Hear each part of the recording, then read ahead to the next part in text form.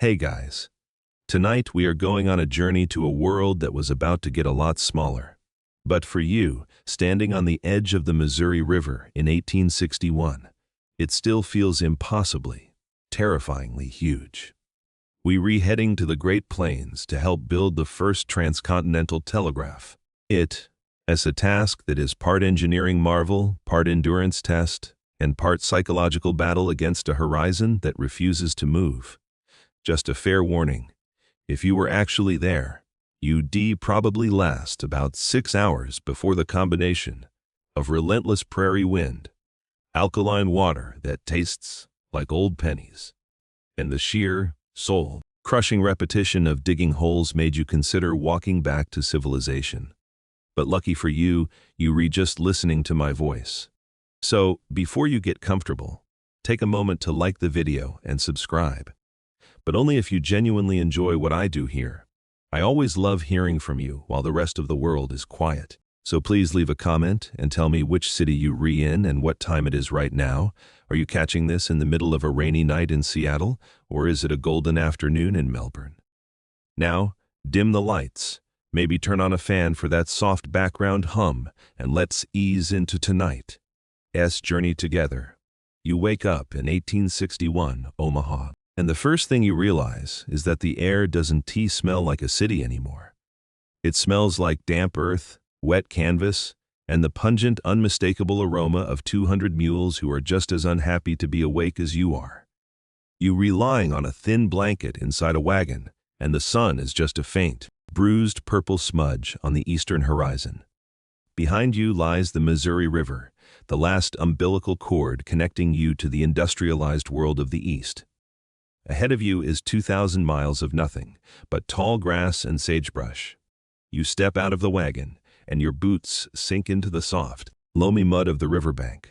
This is the starting line. The mainstream historical fact you should tuck into your pocket is that this entire frantic project was born from the Pacific Telegraph Act of 1860 Congress. Realizing that California was essentially a separate island of information, offered a $40,000 annual subsidy to whoever could link the Atlantic and Pacific with a talking wire. Hiram Sibley of Western Union was the man who stepped up, and you are one of the cogs in his massive cross-continental machine. As you walk toward the staging area, you see the pole wagons. They are loaded high with cedar and redwood logs, stripped of their bark and smelling faintly of resin. There's something absurd about it. Isn't there? You are in a land where trees are so rare that people build houses out of sod. Yet here you are, hauling a literal forest across the plains on the backs of mules. You reach out and touch one of the poles. It's rough, cold with morning dew, and surprisingly heavy.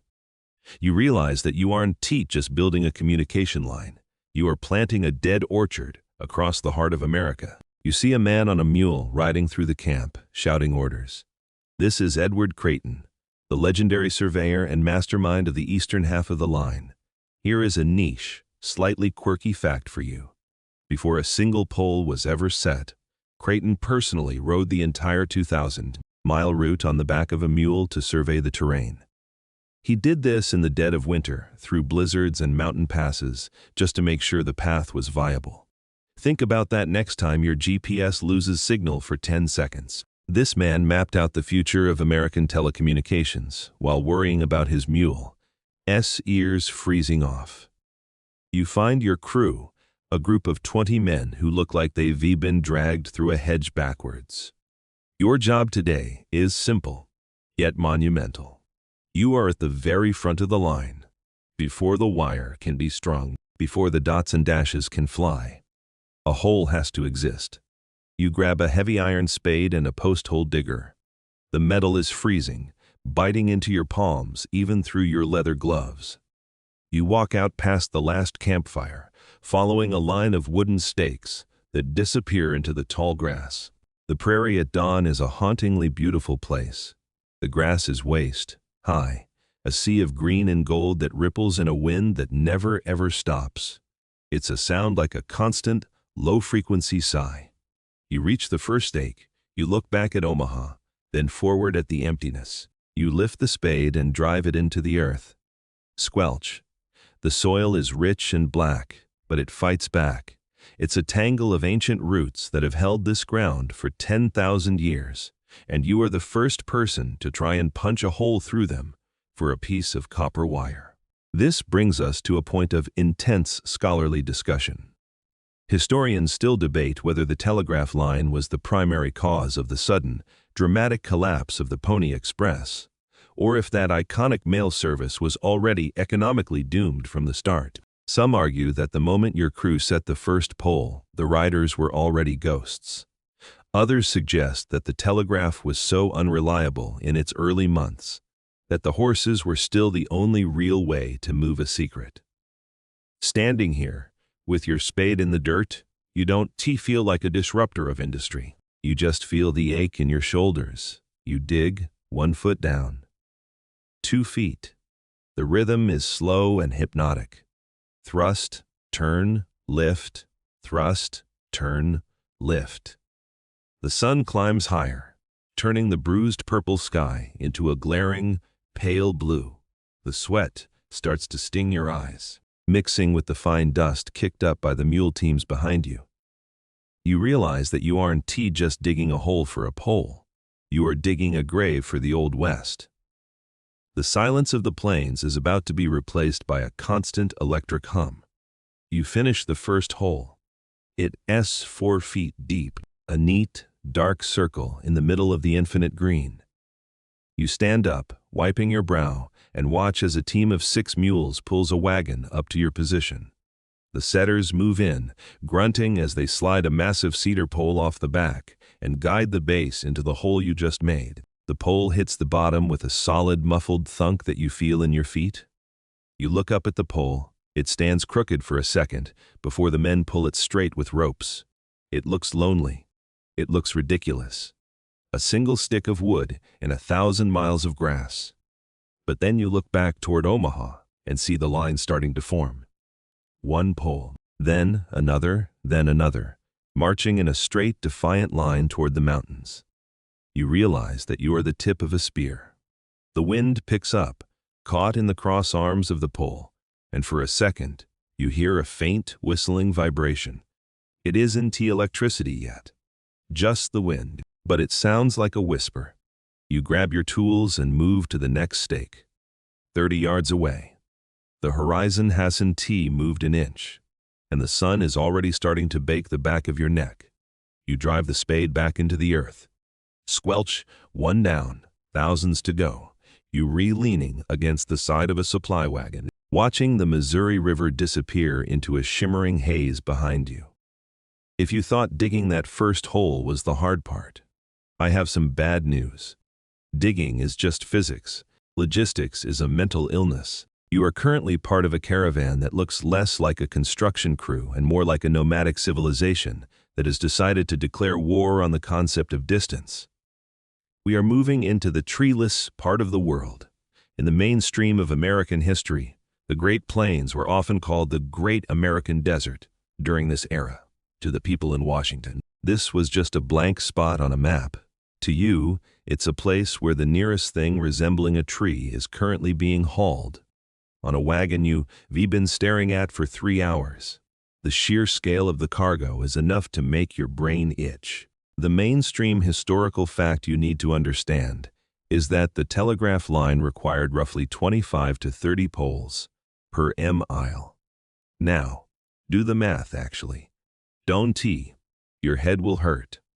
Over a 2,000-mile stretch, that is tens of thousands of poles. Since the prairie has a strict, no trees allowed policy, every single one of those poles had to be cut in the forests of the East or the Sierra Nevada and hauled into the void.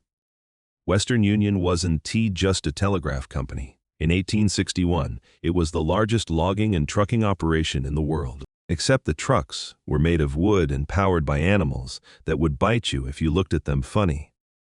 You walk past the lead wagon, and the smell of cedar is overwhelming. It's a sharp, sweet scent that feels completely out of place in this sea of dry grass. These poles are 25 feet long, stripped bare, and heavy enough to crush a man's spirit. You watch the teamsters. Men who seem to be composed entirely of leather and tobacco juice, wrestling with the mule teams. Here is a niche, slightly eccentric fact for you. The mules used for this project were often chosen specifically for their personality. Teamsters preferred mules over horses, because a horse will work itself to death. But a mule has enough self-respect to stop when it is tired. However, mules also have a very specific sense of humor. They were known to wait until a wagon was perfectly balanced on a ridge before deciding to have a collective meditation session, refusing to move for hours regardless of the swearing directed at them. You realize that your entire timeline for connecting the world is currently at the mercy of an animal that likes to kick and refuses to compromise. The sun is higher now, and the heat is starting to distort the air. You look out over the sea of grass, and you realize that the horizon is a liar. It looks like it's only 5 miles away, but you've been walking toward it for 6 days, and it hasn't moved an inch. The wind is the only constant.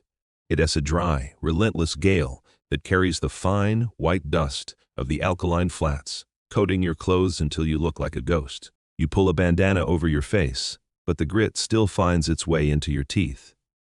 You can taste the 1860s, and it tastes like pulverized limestone and mule dander. This brings us to a point of intense academic controversy that keeps frontier historians arguing in their ivy-covered offices. The monopoly versus mission debate. Most textbooks portray the building of this line as a heroic patriotic mission to save the Union during the Civil War. But some scholars argue that Western Union was essentially playing a high-stakes game of corporate chess. They suggest that the speed of the construction wasn't about patriotism, but about crushing any potential competitors and securing a government-backed monopoly that would last for a century. Was Hiram Sibley a hero of the Union, or just the first big tech mogul to figure out how to harvest government subsidies? Standing here in the dust, watching a mule try to eat a foreman's hat, the patriotic mission feels a bit more like a very long, very hot business trip. You hear the rhythmic thud, thud of the axes. Even though most poles were hauled in, the crews were constantly on the lookout for local timber, whenever the line skirted a rare creek or a grove of cottonwood. Cottonwood is the fast food of timber. It grows quickly, it is easy to cut, but it rots the second it sees a drop of water. You see a crew unloading a batch of imported redwood that came all the way from the Pacific coast, shipped around South America to the east, and then hauled back west. The global logistics of 1861 were surprisingly dizzying. You rehandling wood that has traveled more of the world than you ever will. You step over a coil of heavy, gauge iron wire, its surface already starting to oxidize in the dry air. The supply train is over a mile long. There are wagons for poles, wagons for wire, wagons for food, and the office wagon. Where the telegraph instruments are kept, you realize that you are moving a literal city across the grass. Every pole is a monument to the labor of someone you'll never meet. The lumberjack who cut it, the sailor who shipped it, and the teamster who cursed at a mule for 300 miles to get it here. You find yourself staring at the empty space between the last pole set yesterday and the one you're about to set now. It's about 30 yards of nothingness. You reach out and grab the rope to help guide a new pole off the wagon. The wood is hot from the sun, the resin sticking to your gloves. As the pole slides down, it lets out a long, groaning creak that sounds like a complaint. You and 5 other men heave the base toward the hole. Your feet slip in the loose soil, and for a second, the weight of the cedar feels like it's trying to push you into the earth. Steady, the foreman screams. You dig your heels in. The pole drops into the hole with a heavy, bone-jarring clump. You immediately grab a shovel and start tamping the dirt down around the base. You have to pack it tight. If the wind catches a loose pole, it'll act like a sail and rip the whole line down. You re-sweating through your shirt, the salt stinging the small cuts on your hands. You look up at the cross arm, 2 pieces of wood bolted together to form a T. It looks like a cross. You realize you replanting a graveyard of communication. one that stretches out until the world curves. The caravan moves on. The mules are braying, the wagon wheels are shrieking for grease, and the horizon continues its silent, mocking retreat.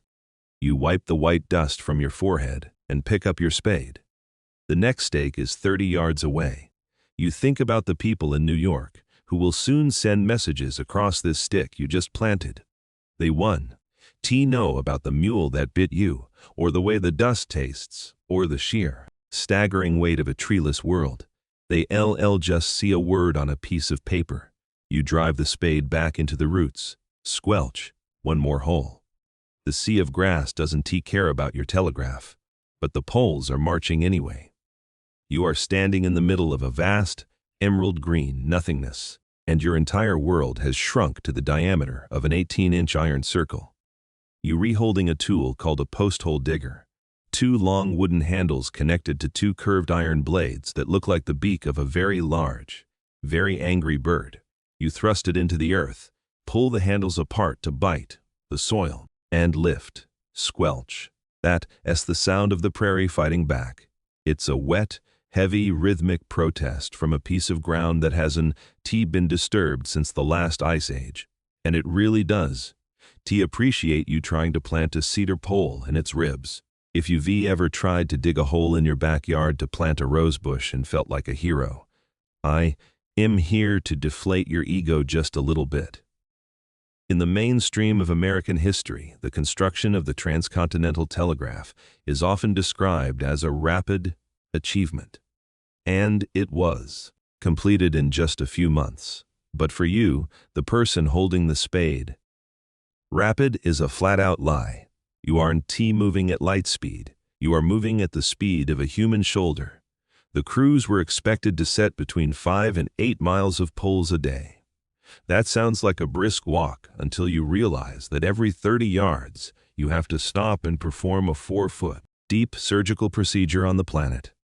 You wipe a mixture of sweat and black, loamy dust from your eyes. The sun is at its zenith now, and the Great Plains are living up to their name. They are very great, and they are very plain. There isn't a single scrap of shade for 50 miles. The only shadow in the entire universe is the tiny dark oval of the hole you are currently digging. Here is a niche, slightly weird fact for you. The standard depth for a telegraph pole in 1861 was exactly 4 feet. But if the soil was particularly sandy or alkaline, that powdery white, salty dirt that looks like snow but tastes like poison, you had to go even deeper. Why? Because the prairie wind is a relentless bully.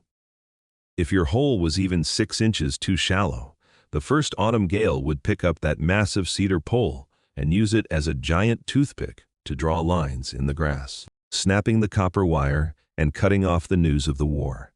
As you dump another load of black dirt onto the growing mound at your feet, you notice a surveyor's stake just 30 yards ahead. Then another. They disappear into a shimmering heat haze that makes the horizon look like a lake. This brings us to a point of intense scholarly debate that keeps environmental historians arguing over their the scarring of the West. For a long time, the telegraph was hailed as a clean, invisible triumph of technology. But some modern scholars argue that the digging of these tens of thousands of holes was the first major industrial wound inflicted on the delicate prairie ecosystem. They suggest that by breaking the sod, that incredibly dense mat of roots that holds the Great Plains together, your spade was essentially inviting the invasive weeds and the erosion that would eventually lead to the Dust Bowl decades later.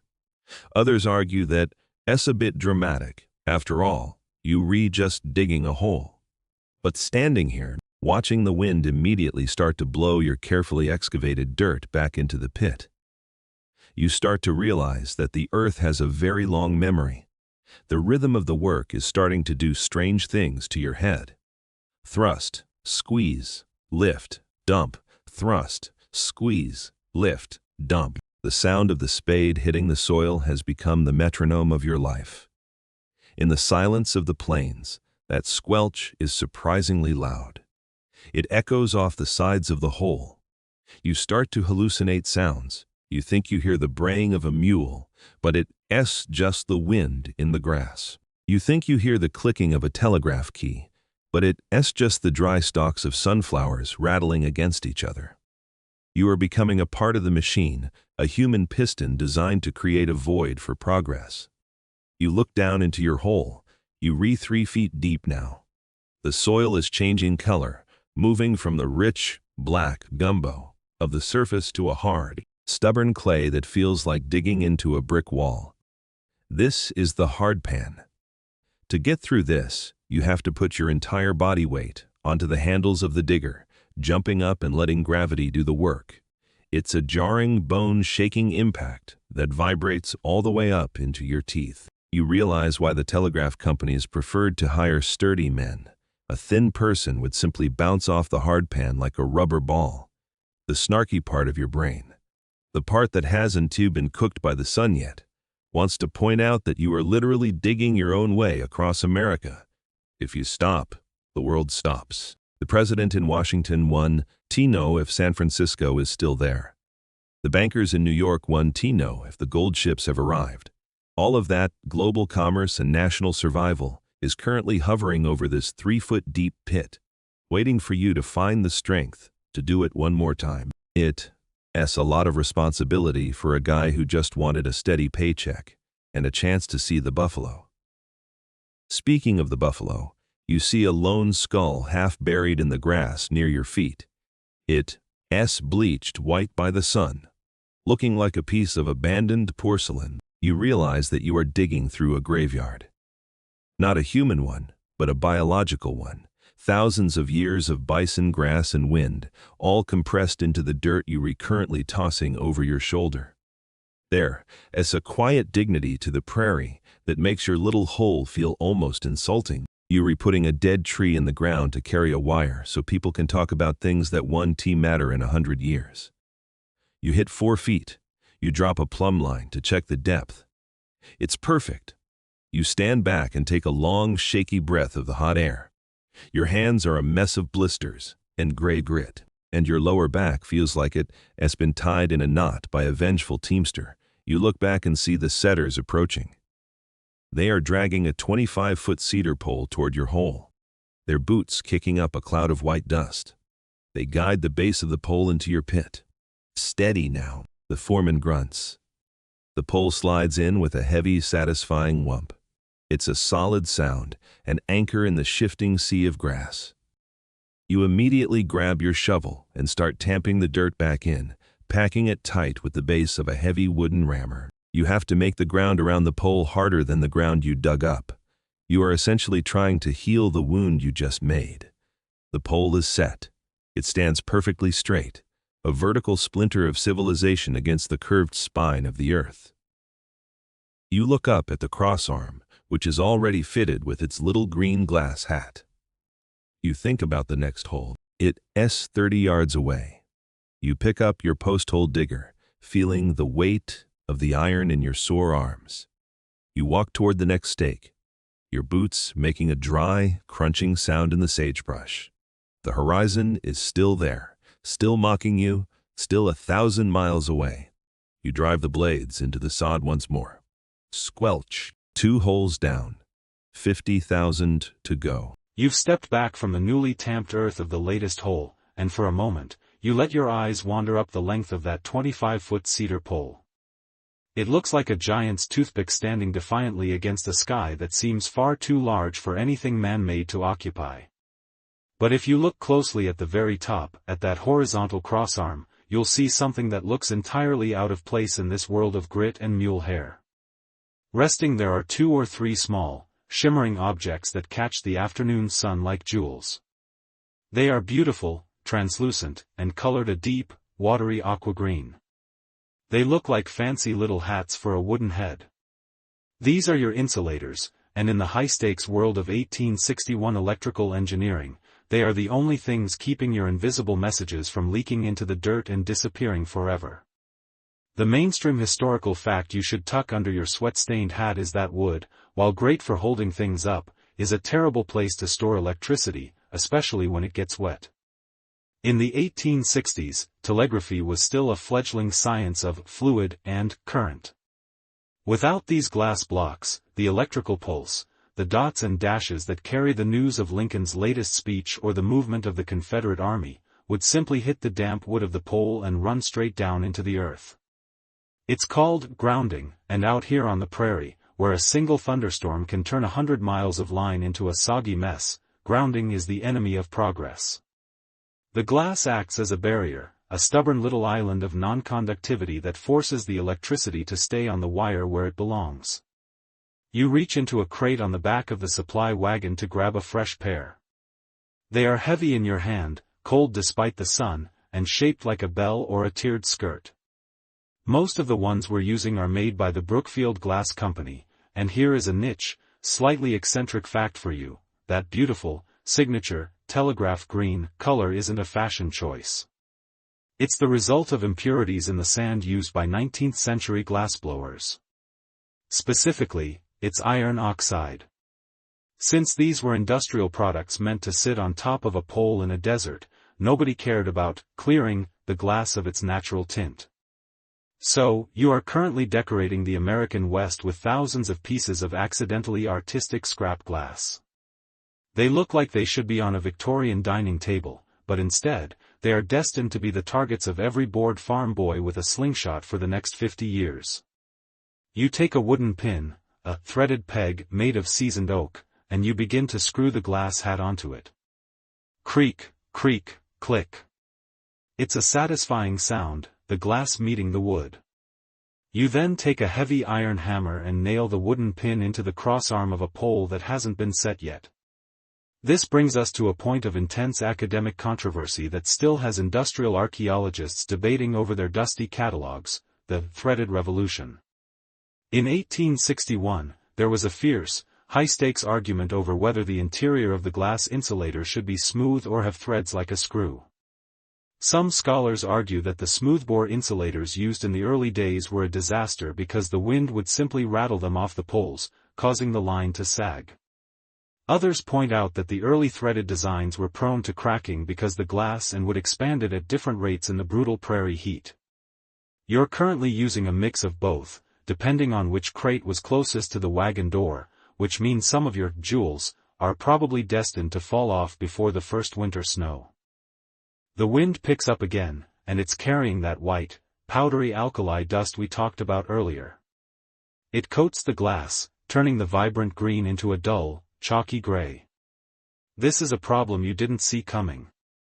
In a humid environment, the glass stays clean, but out here, the salt-heavy dust creates a conductive bridge across the surface of the insulator. If enough dust builds up and a light mist falls, the electricity can actually hop across the glass hat, bypass your defense, and run down the pole anyway. You find yourself wondering if the men back in the East, sitting in their plush leather chairs, realized that the success of the American Union might actually depend on whether or not a piece of glass in the middle of Nebraska gets a bath once in a while. You watch as a climber, a man with iron spikes strapped to his boots, prepares to ascend a pole that was set an hour ago. He looks like a human woodpecker. He carries a leather pouch filled with these glass skirts and a coil of iron tie wire. You see him reach the top, the pole swaying slightly under his weight, and he begins to swap out a broken insulator. From down here, the glass looks like a tiny, glowing emerald against the blue sky. There is a strange, delicate beauty in it. You're building a machine that is thousands of miles long, composed of thousands of pounds of heavy wood and iron, yet it all relies on the integrity of a 3-inch tall piece of fragile glass. It's the ultimate Victorian paradox: industrial power held together by something that shatters if you drop it on a rock. The snarky part of your brain wants to point out that you are essentially a high-end milliner for trees. You're putting hats on cedar poles while the country burns. But as you look back along the line, you see the sun reflecting off the insulators for miles. It looks like a string of ghost lights hovering over the grass. It's the first sign that this isn't just a fence line, it's an organism. You can almost imagine the electricity waiting in the batteries back in Omaha, eager to start skipping from glass hat to glass hat across the plains. You reach for the next wooden pin. thwack. You drive it home. The rhythm of the camp is shifting. The diggers are ahead, the setters are in the middle, and now the toppers are moving in, crowning the poles before the wire teams arrive. You realize that you've become a connoisseur of glass. You can tell a Brookfield from a Lynchburg just by the weight. You can tell if the glass was cooled too fast by the tiny bubbles trapped inside the aquagreen depths. You start to feel a weirdly protective urge for these little objects. They are the only civilized things out here. They aren't dirty like the mules or rough like the cedar. They are smooth, clean, and carry the promise of a lightning-fast future. You finish your crate and signal for another. Your back is beginning to feel the strain of the constant hammering, and your ears are ringing from the dry, whistling wind. You look up at the horizon, and for a split second, the sun catches a whole row of insulators at once. For a heartbeat, the entire line seems to glow with an eerie, green fire. It's a haunting image, a necklace of emerald stretched across the throat of the wilderness. You pick up another aqua skirt, feeling the smooth ridges of the glass. You think about how, in 100 years, people will find these buried in the dirt and call them antiques. They'll put them on their windowsills to catch the light, never knowing the way the alkali dust tasted or how the mules brayed in the cold morning air. To them, it's a curiosity. To you, it's the only way to make the wire talk. You screw the glass onto the pin. Creak, creak, click. One more hat for the wooden army. The wire wagons are rumbling up behind you now, and the silence of the prairie is finally about to be broken by the copper pole strut. You've looked at the glass hats long enough. It's time for the arrival of the star of the show, and she isn't exactly graceful. You hear the wire wagon before you see it, a rhythmic, metallic clink-clank that sounds like 1,000 medieval knights having a polite disagreement. It's a heavy, low-slung cart carrying massive coils of galvanized iron wire, each one looking like a silver serpent waiting to strike. This is the talking wire, the actual physical medium of light-speed thought, and as you watch it uncoil across the sagebrush, you realize it's the most dangerous, stubborn, and temperamental thing on the prairie. You take your place in the payout crew. Your job is to guide the wire as it's pulled from the wagon's rotating spool. You're wearing thick, heavy-duty leather gloves that are already stained a dark, greasy gray from the zinc coating of the metal. In the mainstream of 19th-century history, the wire used for this project was typically No. 9-gauge galvanized iron. Why iron and not copper? Well, copper might be a better conductor, but iron was cheaper, stronger, and far less likely to stretch and snap under its own weight when crossing a canyon. This iron was the backbone of the empire, coated in a thin layer of zinc to fight off the rust of the open plains. You are literally unrolling the nerve system of a continent. As the wagon moves forward, the spool begins to spin. Whir-clack, whir-clack. You have to maintain a delicate balance. If the spool spins too fast, you get a bird's nest, a chaotic tangle of wire that can take 3 hours to unknot. If it spins too slow, the wire snaps taut and can flip the wagon or, more likely, whip back and take someone's arm off. You're performing a rhythmic ballet with the metal, moving your feet through the uneven grass while keeping your eyes locked on the silver line as it snakes through the dust. It looks like a living thing, shimmering in the heat, leaving a long, straight trail behind you that looks like a metallic scar on the green hide of the earth. Here is a niche, slightly obsessive fact for the electrical nerds out there: to join two massive coils of wire, you can't just tie a knot. You have to perform the Western Union splice. You take the two ends, overlap them, and twist them around each other in a series of tight, spiraling wraps, usually 5 to 7 turns on each side. If done correctly, the joint is actually stronger than the wire itself. You watch the foreman perform one. He moves with the practiced precision of a surgeon, his hands a blur of motion. When he's finished, the splice is a beautiful, symmetrical piece of industrial jewelry. It's a high-stakes connection. If one of these splices fails in the middle of a winter storm, the message dies, and someone has to ride 50 miles in a blizzard to find the break. The wire is now lying in the grass, stretching back toward Omaha. Now comes the climbers. You watch as one of them, a man who looks like he's made of nothing but wire and gristle, straps his irons to his boots. He has long, sharp steel spikes that curve inward. He kicks the cedar pole, thwack, and begins to walk up the wood as if it were a flight of stairs. He carries a leather strap and a tool called a come-along or a wire stretcher. He reaches the top, hooks his legs around the crossarm, and leans back into the void. It makes your stomach flip just watching him. He hauls the wire up from the ground with a rope, loops it around the aqua-green glass hat you nailed on earlier, and secures it with a smaller piece of tie wire. This brings us to a point of intense academic controversy that keeps materials scientists and historians bickering in their laboratories, the Great Galvanization Mystery. In 1861, galvanization, the process of dipping iron in molten zinc, was still a relatively new industrial miracle. Some modern scholars argue that the early coatings were so uneven and poorly applied that the line was essentially a rust bucket within 18 months. They suggest that Western Union was essentially faking it till they made it, using subpar materials to claim the government subsidy. Other historians insist that the surviving samples of 1861 wire show a remarkable level of metallurgical sophistication, proving that the frontier engineers were actually ahead of their time. Looking at the gray dust on your gloves, you aren't sure who is right, but you know that if you don't keep that wire off the wet ground, the rust will be the least of your worries. The stretcher team is next.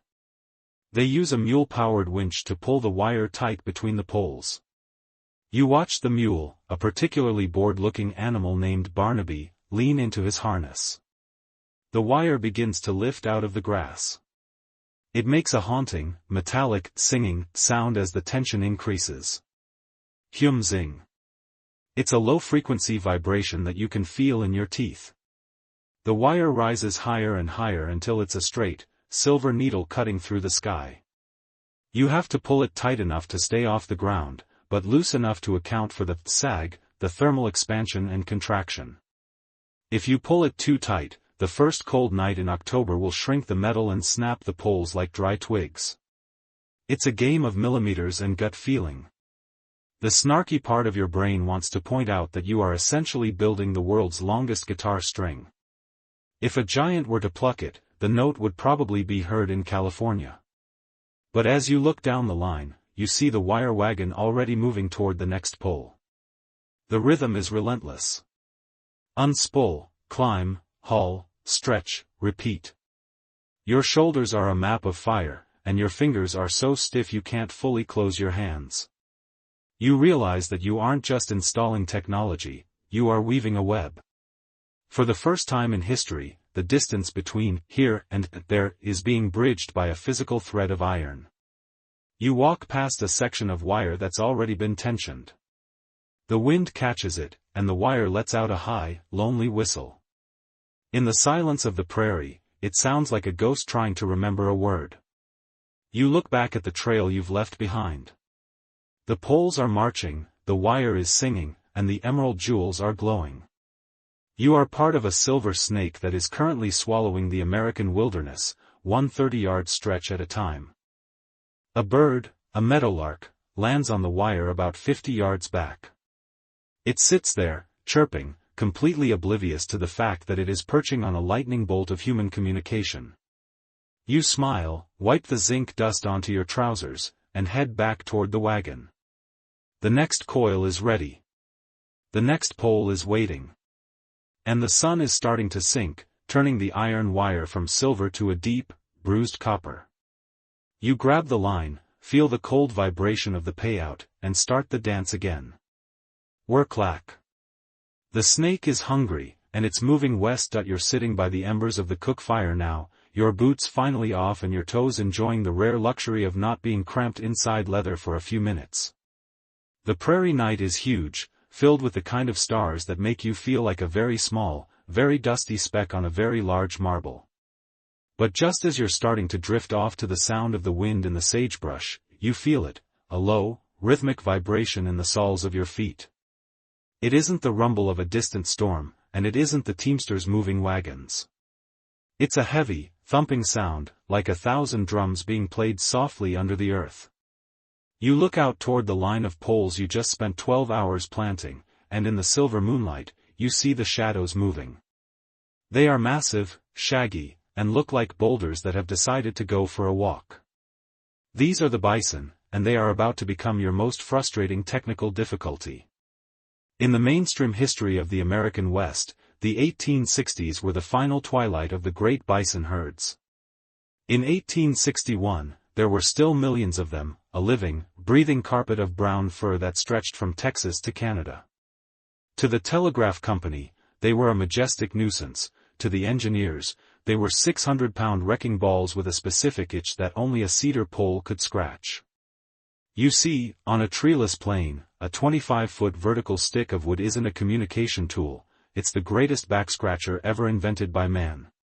You watch as a massive bull, weighing as much as a small carriage, saunters up to pole number 412. He leans his entire weight against the wood and begins to slide back and forth with a slow, ecstatic rhythm. The sound is horrifying. You can hear the cedar groaning under the pressure. Creak thump, creak thump. The bison isn't trying to be malicious, he just has a persistent itch behind his ears, and your talking wire is perfectly positioned to handle it. Here is a niche, slightly hilarious fact for you.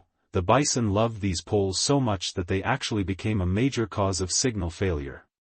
The friction of their coarse, matted fur against the wood would create so much static and physical vibration that the telegraph operators back in Omaha would sometimes report ghost signals, a frantic, rhythmic clicking on the line that wasn't a message at all, just a bison having a very good Tuesday night. You realize that your high-tech copper pulse is currently being interrupted by a hairy critic who doesn't care about the Civil War.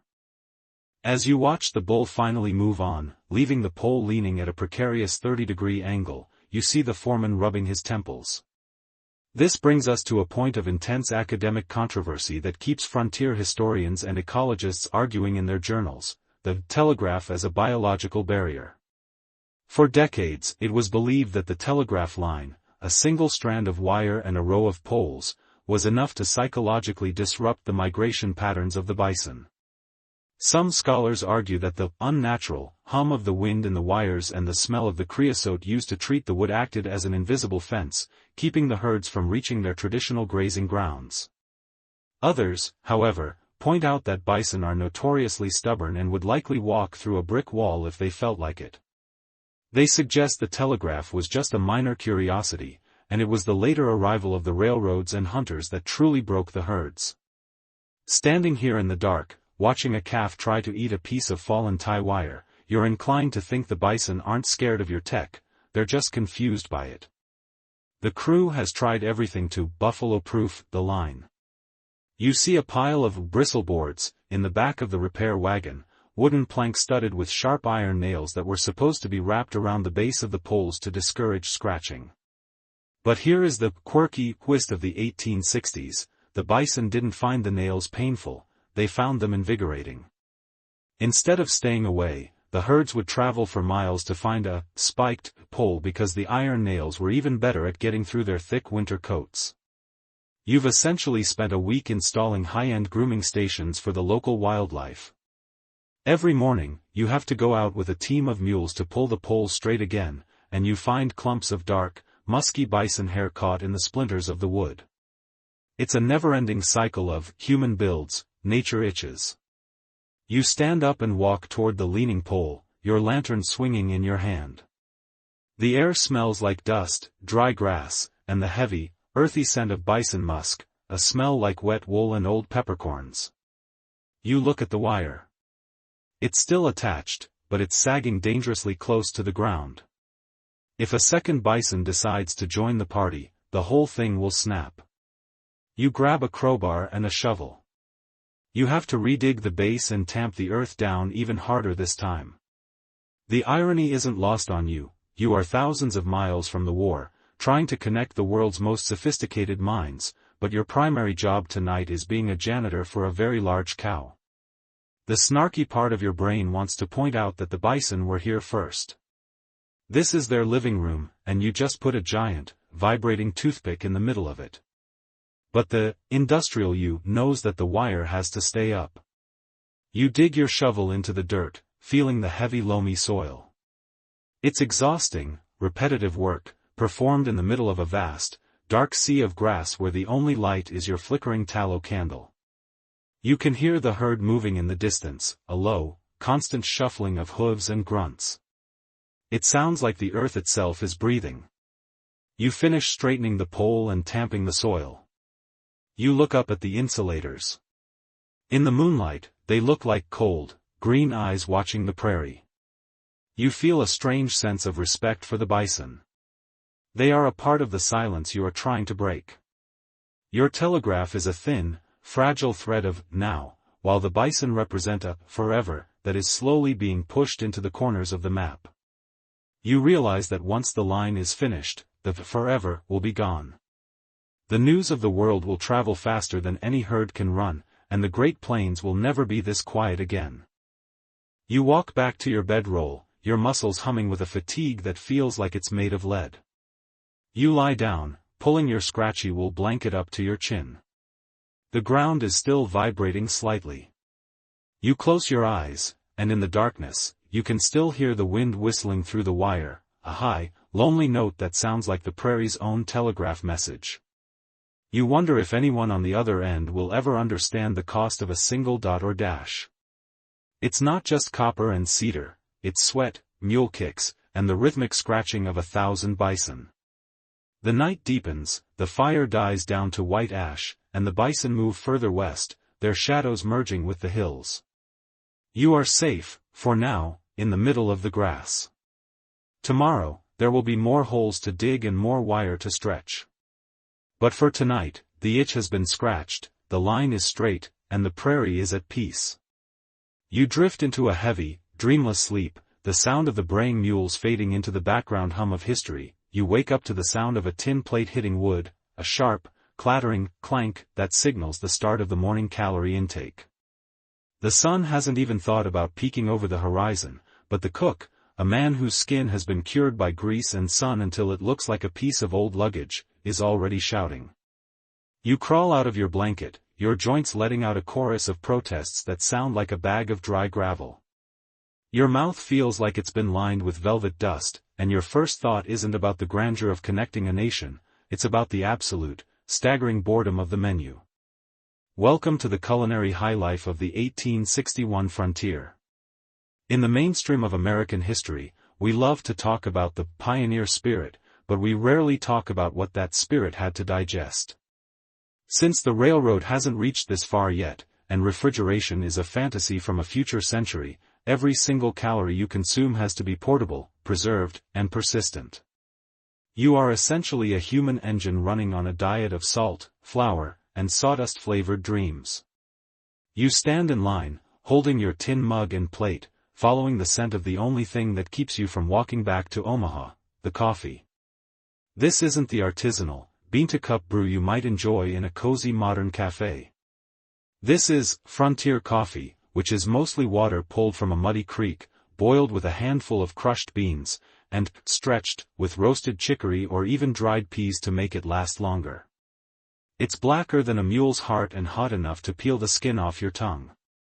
Here is a niche, slightly eccentric fact for you, because the water out here is often alkaline, meaning it's packed with salts and minerals that make it taste like a bar of soap.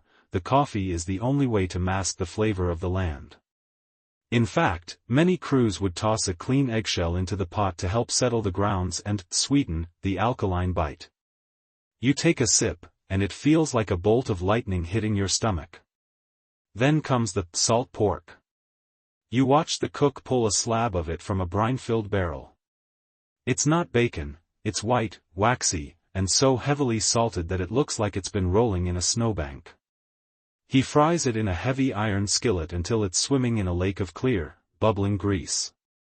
To eat it, you have to chew with a rhythmic, determined persistence. It's like eating a salty piece of leather that is trying to give you a heart attack in real time. But the real star of the show is the hardtack.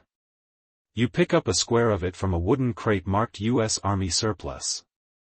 It's a thick, pale cracker made of flour, water, and perhaps a pinch of salt if the factory was feeling generous.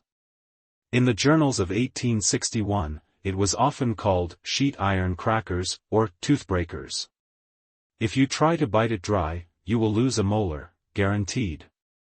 To survive it, you have to perform the telegraph soak, submersing the cracker in your coffee until it becomes a soggy, gray mush that you can slide down your throat. This brings us to a point of intense academic controversy that keeps frontier nutritionists and historians bickering over their spreadsheets, the Creighton diet debate. Some scholars argue that despite the monotony, the telegraph crews were actually the best-fed men on the frontier. They point to the company's massive investment in fresh beef herds that followed the caravans, providing a rare luxury of fresh meat.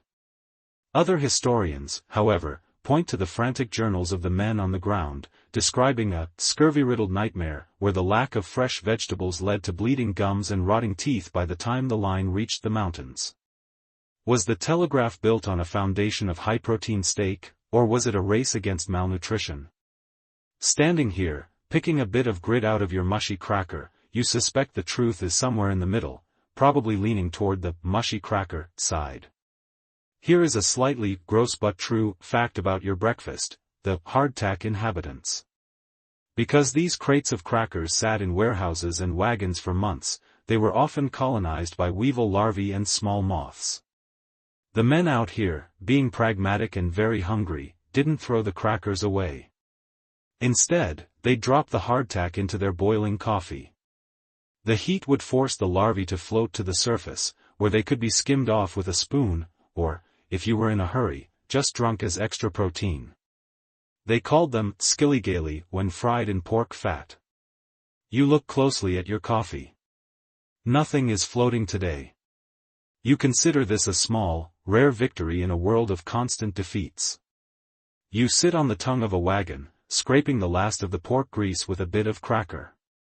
The dust is already starting to blow, a fine, golden powder that settles on your food the second it leaves the pan. You realize that you have forgotten what clean tastes like. Everything you eat is flavored with the Great Plains, the grit of the trail, the smoke of the buffalo chip fire, and the persistent metallic tang of your tin plate. The snarky part of your brain wants to point out that you're essentially a high-paid construction worker living like a medieval peasant. But there is a strange, grounding rhythm to it. The breakfast isn't meant to be enjoyed, it's meant to be fuel. You can feel the salt waking up your nervous system, and the caffeine is finally reaching your brain, turning the gray blur of the morning into a sharp, focused reality. You see the foreman checking his watch.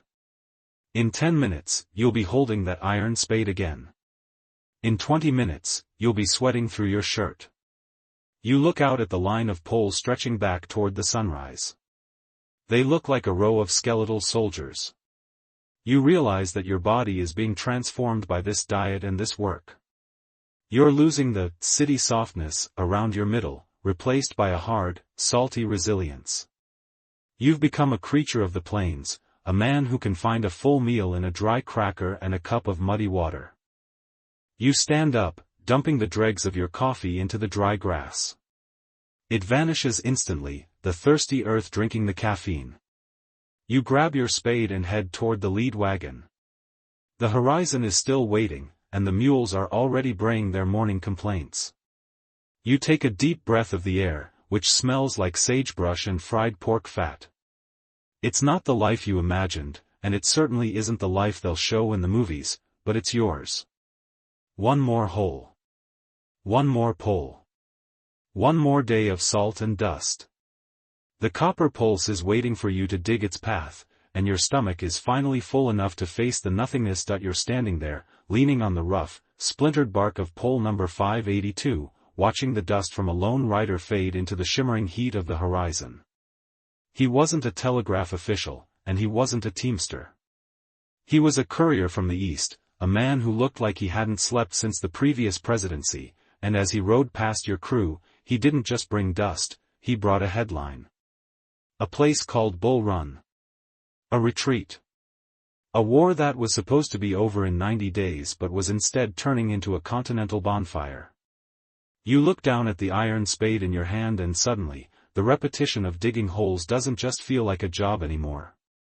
It feels like a race against the clock of a dying nation. In the mainstream of American history, we often view the year 1861 as the year the map of the United States tore in half. While the armies were clashing in the humid woods of Virginia, you are out here in the high, dry silence of the plains, performing a desperate act of industrial surgery. The mainstream historical fact you should tuck into your belt is that the Transcontinental Telegraph wasn't just a commercial venture. By the summer of 1861, it was a vital war measure. President Abraham Lincoln was obsessed with it. He was effectively leading a country that was missing its left arm. California was a state filled with Union loyalty, Confederate sympathizers, and most importantly, mountains of gold. Without this wire, California was essentially a separate country, 3 weeks away from the nearest order or news. You aren't just building a communication line, you are building a leash to keep the Pacific coast from drifting away. You pick up your post-hole digger, but the weight of the war makes the handles feel heavier. Every time you drive those iron blades into the sod, you can't help but think about the boys in blue and gray. You've heard rumors that the Confederate government in Richmond is already planning its own line across the South to beat you to San Francisco. Here is a niche, slightly quirky fact for you. The fear of Southern sabotage was so intense that the telegraph companies actually hired private scouts to patrol the line, but not for the reasons you'd think. There were persistent rumors of Copperhead cells, Northern sympathizers for the South, who were supposedly planning to wait until the line was nearly finished, then sneak out into the desert to replace sections of the iron wire with a special type of painted twine. The idea was that the line would look perfect to the naked eye, but the electrical pulse would hit the string and simply stop, leaving the president shouting into a void while the gold ships were diverted. You find yourself inspecting every inch of the wire wagons now, suspicious of any piece of string that looks too rebellious. The sun is a glaring white eye in the sky, and the silence of the prairie is now punctuated by the frantic pace of the crew. The foreman is no longer just shouting, he's barking. We've gone from 4 miles a day to 6. You're digging holes until your fingernails bleed, and the teamsters are pushing the mules until the poor animals look as dusty as the redwood poles they're hauling.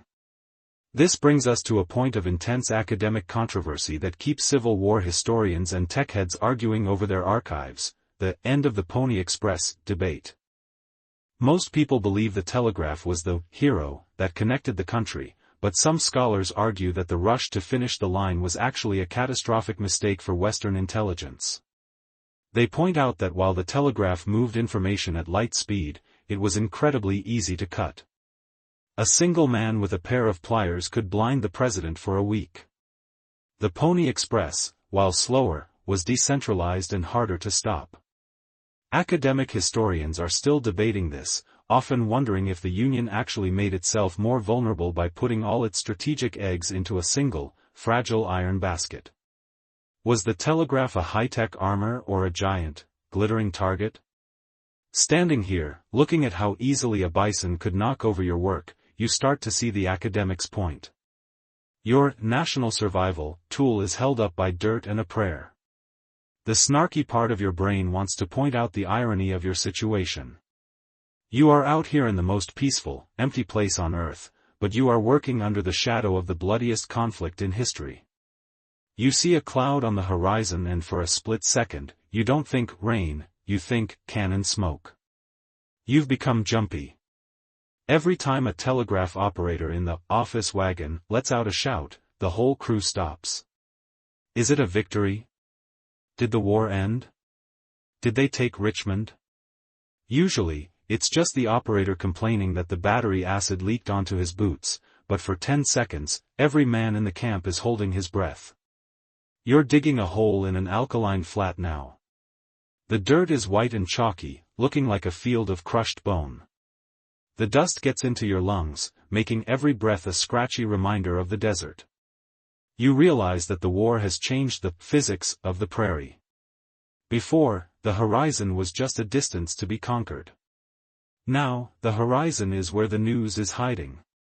You find yourself looking east more often than west. You're waiting for the wire to catch up to you so you can listen to the pulse of the nation. You want to know if the world you left behind still exists. Here is a slightly weird fact about your war effort: the telegraph operators were often treated like soldiers without the uniforms. In 1861, they were the only people who knew the truth before everyone else. They were the keepers of the first draft of history. You watch your camp's operator, a skinny 19-year-old with fingers that never stop twitching. He carries a small, portable, pocket relay, a device no bigger than a cigar box, that he can hook onto the line at any moment to eavesdrop on the East. He's the most popular man in camp, not because he's nice, but because he's the only one who knows if the country is still in one piece. The afternoon wind picks up, and it carries the faint, metallic scent of the copper and iron wire. It smells like a factory in the middle of a garden. You realize that you are the physical manifestation of Lincoln's will. He's in a dark room in the White House, staring at a map, and you are the one putting the dots on that map. Every 30 yards, you plant a pole that says, "Property of the United States." It's a claim of ownership over a land that doesn't want to be owned, for a government that is currently fighting for its life. You finish the hole and watch the setters drop the pole. Thud. You tamp the earth down with a rhythmic, angry intensity. Tamp. Tamp. Tamp. You're tamping down your anxiety, your fear for the future, and your exhaustion. You look up at the cross arm. The glass insulators catch the late afternoon sun, glowing like the eyes of a cat. You think about the messages that will soon fly over this pole. Casualty lists, order for gold, Lincoln's proclamation. You realize that you are building a nervous system for a giant that is currently bleeding. The caravan moves on, the mules braying into the cooling air. The shadow of the Civil War is long, stretching all the way from the battlefields of the East to your shovel in the West. You wipe the white alkali dust from your face, feeling the grit under your skin. The horizon hasn't moved, but the wire is longer tonight than it was this morning. You've added another half-mile to the Union's lifeline. You grab your tools and walk toward the next stake. The prairie is silent, the war is far away, but the clock is ticking. You drive the spade back into the white earth. Squelch. One more hole for the Union. One more splinter of survival. The sun has finally dipped below the jagged purple teeth of the mountains in the distance, and the camp has settled into a different kind of silence. It's not the empty, hollow silence of the wilderness anymore. Now, there is a pulse. You're sitting by the wheel of the office wagon, leaning your head back against the wood. Above you, the iron wire we just strung vibrates in the night wind.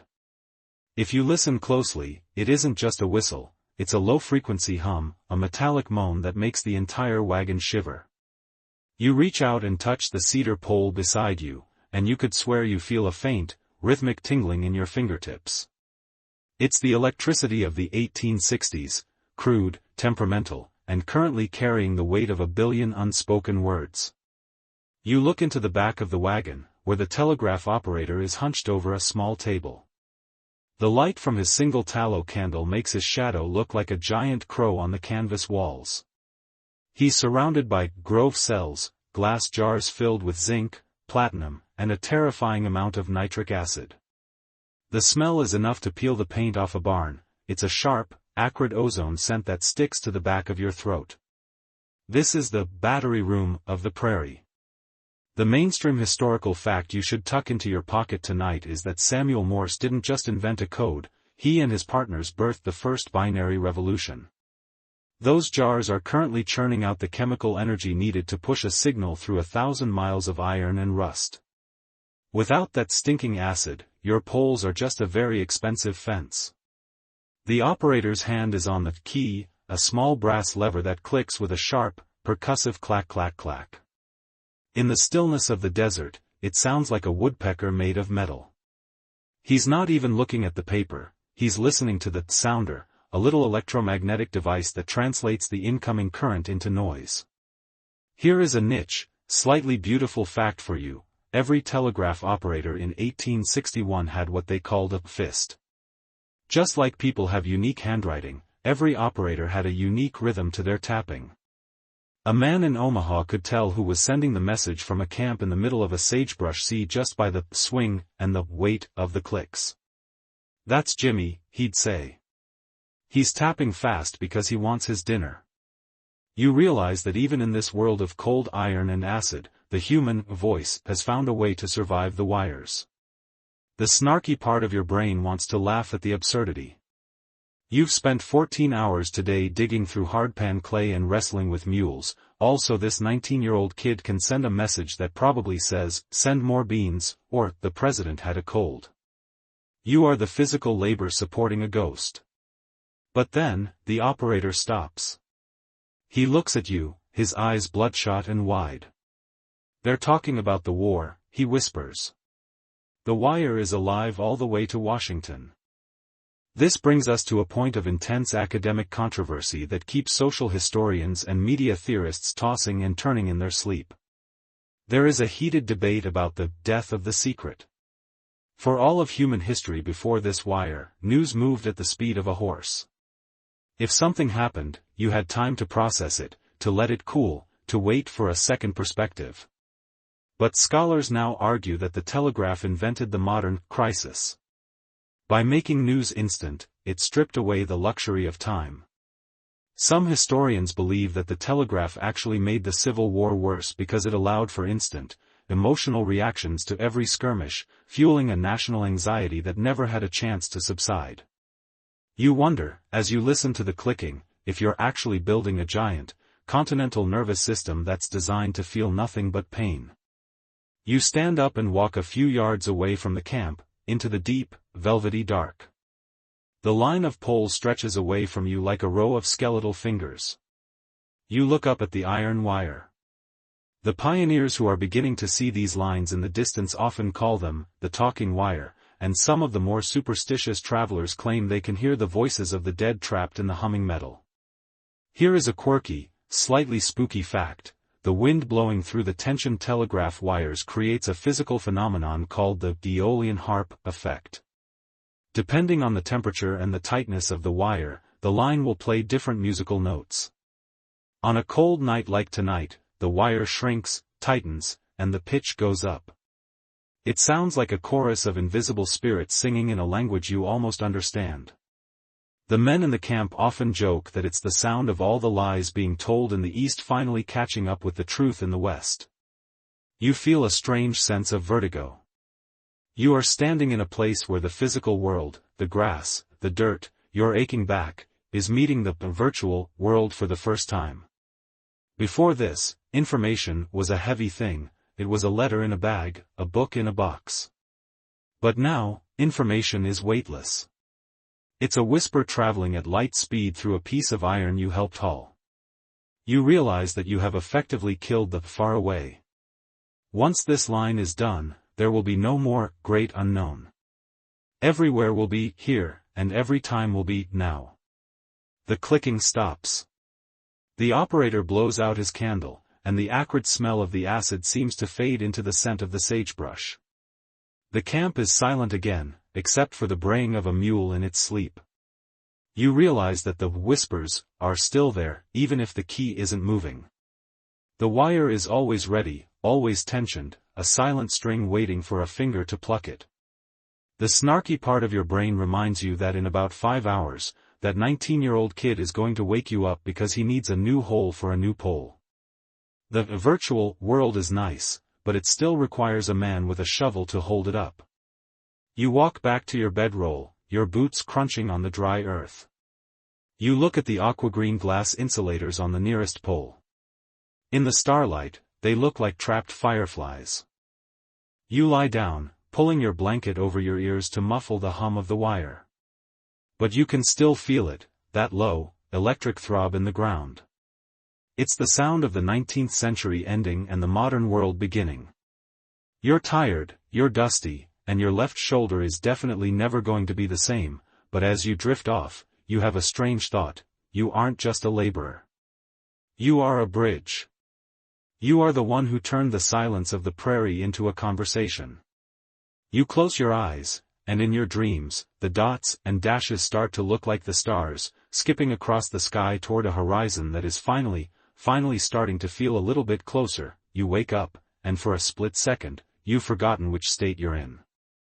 Not that it matters. In 1861, state is a generous term for the vast, uncharted stretches of Nebraska and Wyoming through which you are currently trudging.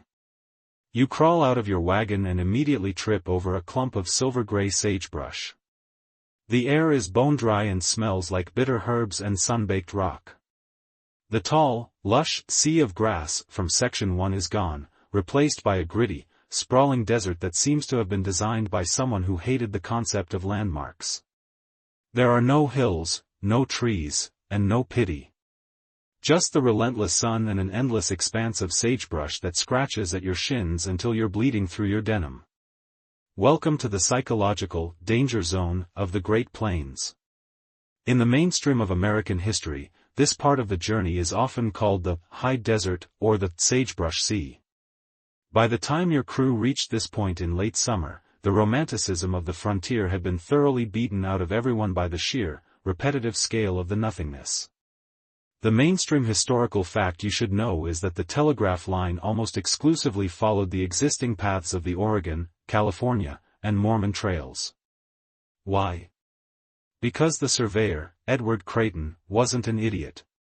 He knew that the only way to get thousands of poles across this wasteland was to follow the ruts already carved by thousands of pioneer wagons. You are essentially building the future on top of the ghost tracks of the past.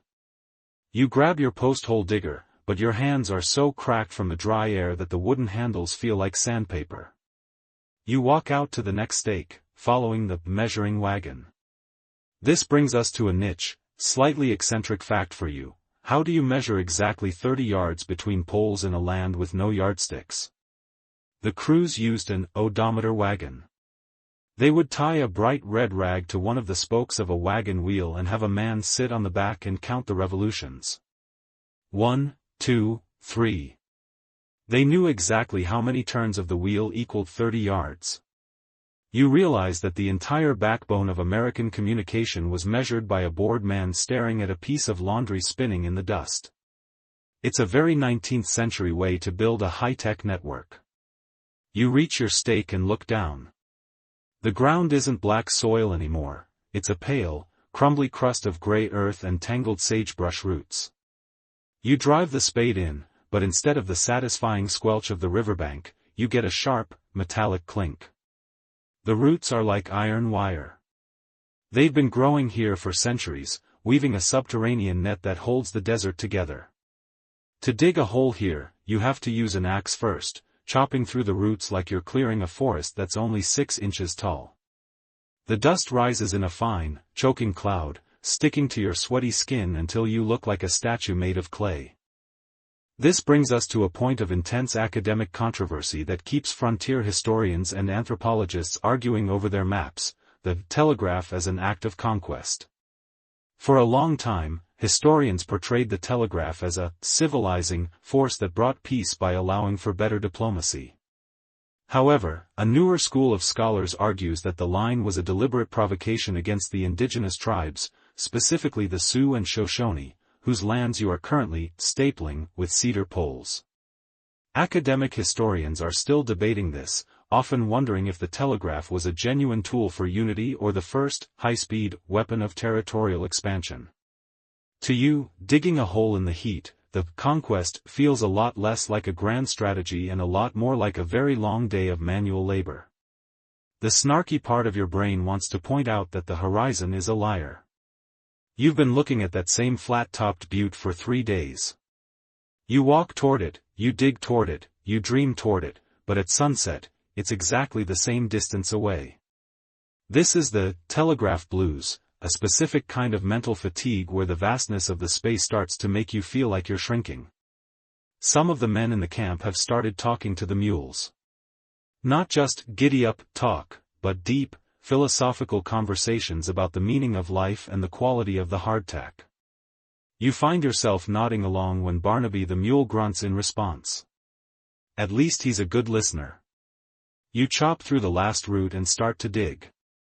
The earth is sandy and collapses back into the hole every time you lift the spade. To keep the walls from caving in, you have to use a sod liner, essentially a piece of heavy canvas you slip into the hole to hold the sand back until the pole can be dropped. It's a tedious, three-handed job that makes you wish you had an extra set of arms. You're sweating so much that you're losing your grip on the tools, but you can't stop. The wire wagon is only 2 miles behind you, and the toppers are right on their heels. If you slow down, the whole multi-mile assembly line grinds to a halt. Here is a quirky fact about your environment: the sagebrush isn't just a nuisance, it's your primary fuel source. There are no trees for firewood out here, and the buffalo chips, dried manure, are getting harder to find. So, the cook has started using sagebrush faggots, tightly bound bundles of the woody stalks. They burn hot and fast, but they make everything taste like a very bitter, very herbal medicine. Your salt pork now tastes like sage. Your coffee tastes like sage. Even your dreams have a distinct, sage-scented haze. You are literally being marinated in the desert. You hit 4 feet. You signal to the setters. They haul a redwood pole over, redwood because the cedar ran out 3 days ago. These poles came all the way from California, shipped by sea around the tip of South America to New York, then hauled by train to Omaha, and now dragged by mule to this specific patch of dirt. You realize you're handling the most traveled piece of wood in human history. You guide the base into the hole. Whump. The sand settles around it. You tamp it down with a heavy iron bar, the vibrations traveling up your arms and rattling your teeth. You look up. The line of poles stretches back through the sagebrush, a straight, defiant row of splinters. They look so small and fragile in this huge landscape. You think about the messages that will soon pass through the wire. Sell the gold. Lincoln is safe. The war goes on. It's incredible to think that this dry, dusty desert will soon be vibrating with the thoughts of a nation. You feel a sudden, sharp sense of pride. You aren't just a digger, you are a weaver of reality. You are the one who is making the far-away disappear. The sun begins to set, turning the sagebrush from gray to a brilliant, glowing orange. The wind picks up, cool and sharp, carrying the scent of the mountains that are finally, visible on the edge of the world. You pick up your tools and look toward the next stake, counting the revolutions of the measuring wagon's wheel. 1, 2, 3. The horizon hasn't moved, but you have. You've added another 30 yards to the Union. You take a shaky breath, spit a bit of dust out of your mouth, and move on. One more hole. One more pole. The sagebrush sea is vast, but the wire is longer. You wake up to a sound that is even more terrifying than the braying of a mule or the rattling of a snake, the sound of absolute silence from the teamsters. Usually, the morning is a symphony of shouting and wood hitting wood, but today, there is a stillness that feels heavy and wrong. You crawl out of your wagon, and the first thing you notice is the pole parade has stopped. The massive, creaking wagons that have been carrying your supply of cedar and redwood are sitting low on their axles, and more importantly, they are completely empty. You look toward the horizon, and as the sun bleeds a pale, dusty yellow over the plains, you realize you are standing in a world that is essentially a billiard table of sagebrush. There isn't a tree for 100 miles in any direction. You are officially in the middle of the Great Timber Famine of 1861. It's a bizarre crisis to have in the middle of a construction site. In the mainstream of American history, we often focus on the heroic speed of the telegraph line, how it was finished in just 112 days, but we gloss over the fact that this was an ecological impossibility. You are currently part of a project that consumes 25 trees per mile, and you are currently in a region that grows nothing taller than a sunflower. The mainstream historical fact you should tuck into your belt is that Edward Creighton, the mastermind behind the eastern half of the line, had to engage in some of the most desperate and expensive logistics in the history of the frontier. He wasn't just building a telegraph, he was running a 2,000-mile long-distance delivery service for wood. When the initial supply from Omaha ran out, he had to scramble to find timber in the island forests, tiny, isolated groves tucked away in canyons or on top of inaccessible buttes. You find yourself staring at your post-hole digger. It feels light in your hands because, for the first time since sections began, there is no pole waiting to be dropped into the hole you are about to dig. You see the foreman, a man whose beard is now 40% dust and 60% frustration, talking to a scout. This brings us to a niche, slightly weird fact for the night, the wagon pole phenomenon. Timber was so precious that if a supply wagon broke an axle or was smashed in a creek crossing beyond repair, the crew wouldn't just leave it to rot.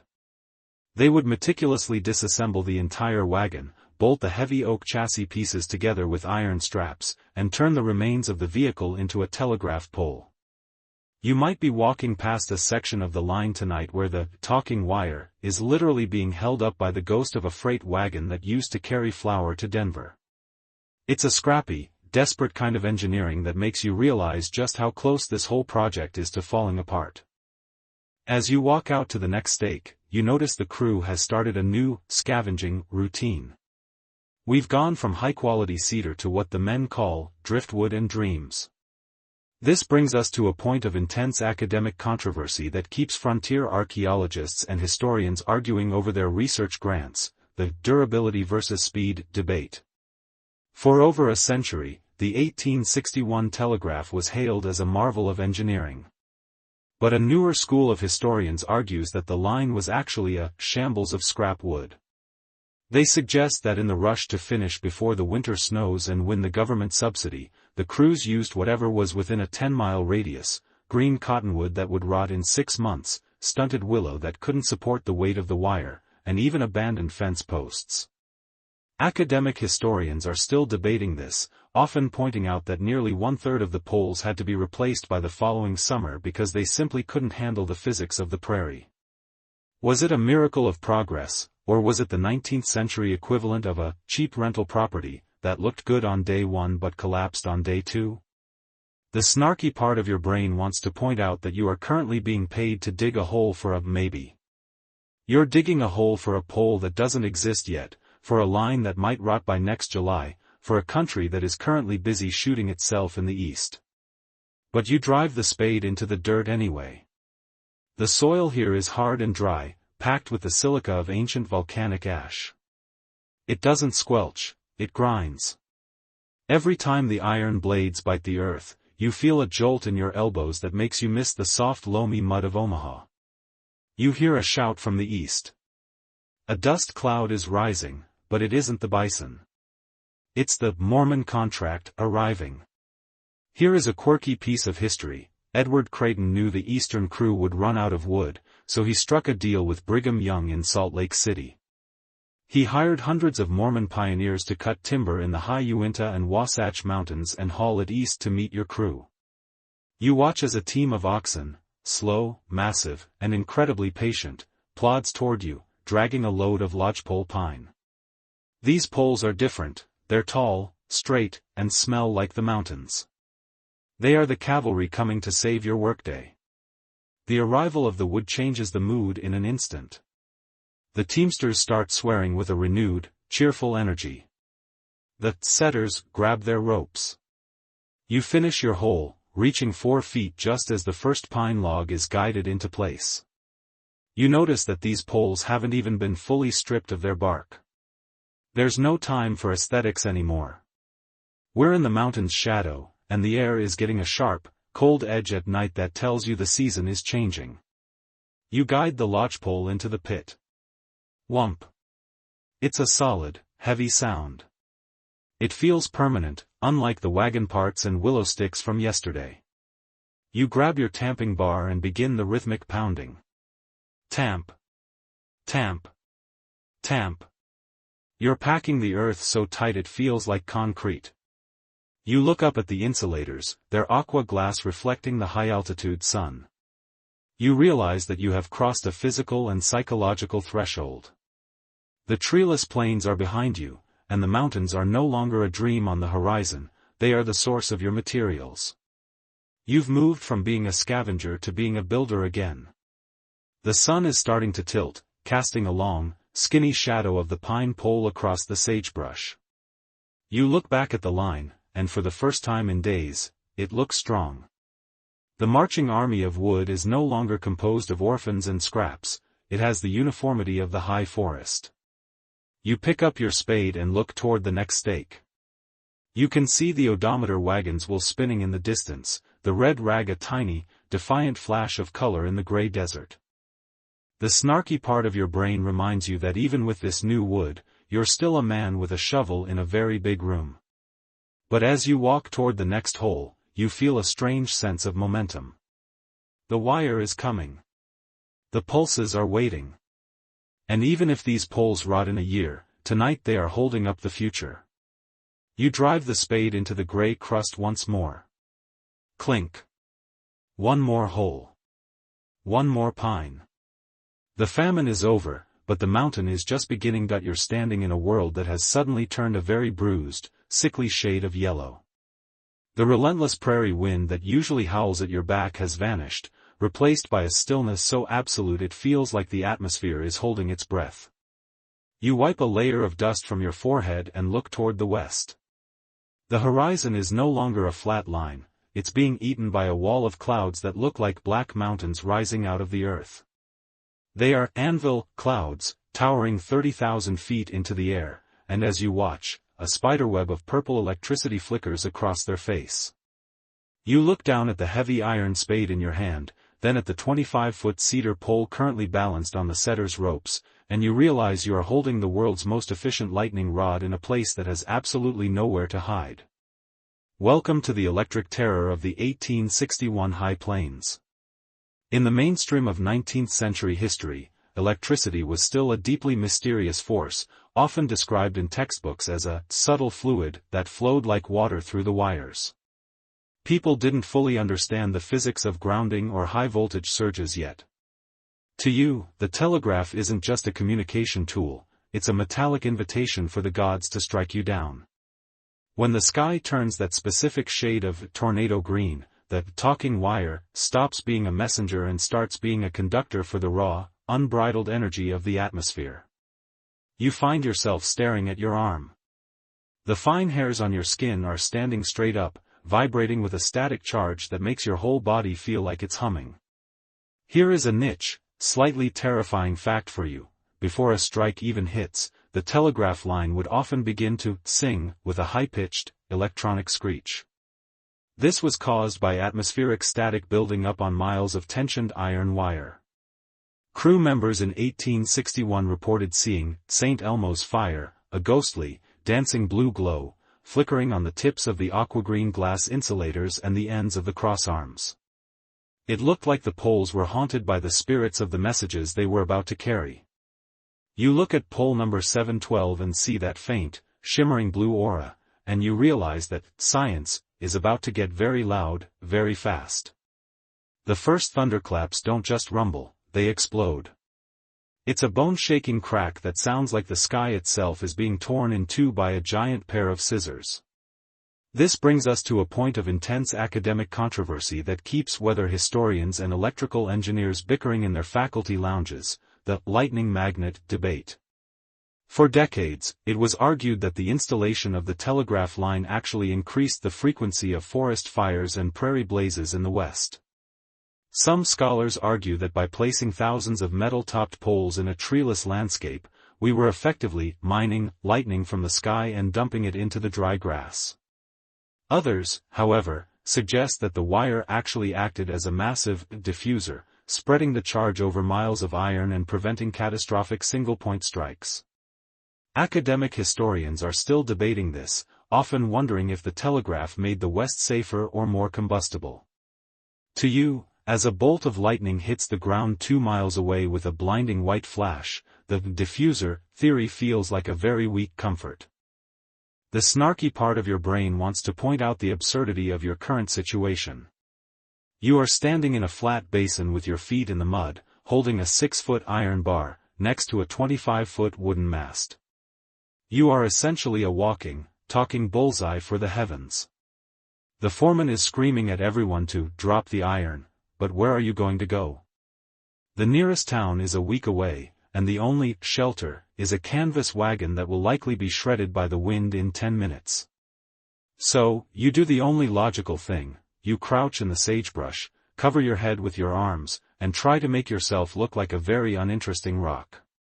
The rain arrives not as drops, but as a solid, horizontal wall of water. Within seconds, your clothes are plastered to your skin, and the rich black loamy soil of the plains has turned into a slippery, treacherous grease. You watch as a lightning bolt strikes the wire about half a mile back. The signal, if there was one, must have been obliterated. Here is a quirky fact about 1861 telegraphy: when lightning hit the line, it didn't just break the wire. The surge of energy would travel into the telegraph offices and literally melt the brass keys and explode the glass battery jars. Operators were known to pull the plug during storms, disconnecting the ground wire to save their equipment and their lives. You realize that out here, there is no off switch. The poles are up, the wire is taut, and the desert is currently one giant, chaotic circuit.